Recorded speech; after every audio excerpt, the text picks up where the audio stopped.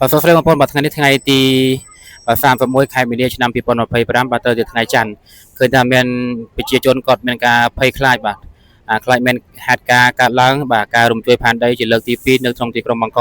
ហើយទីកន្លែងដែលខ្ញុំបានកំពុងតែថតវីដេអូនេះគឺស្ថិតនៅក្នុងបរិវេណបាទមន្ទីរពេទ្យមួយបាទជាមន្ទីរពេទ្យរបស់រដ្ឋនៅក្នុងទីក្រុងបង្កបាទចិត្តម្ដុំអនុស្សាវរីយ៍ឃើញថាមានមន្ត្រីបាទសុខាភិបាលទាំងនឺសទាំងដុកទ័រទាំង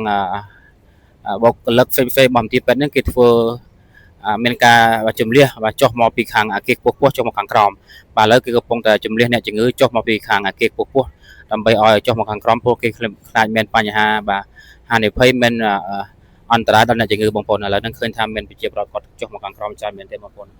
បាទហើយរាយការណ៍ដល់ខ្ញុំបាទនីតារាបាទថ្ងៃទី31ខែមីនាឆ្នាំ2025បានស្ថិតនៅក្នុងបរិវេណមន្ទីរពេទ្យបាទមួយនៅក្នុងទីក្រុងបង្កប់ប្រទេសថៃបាទសូមអរគុណសូមជម្រាបលាបង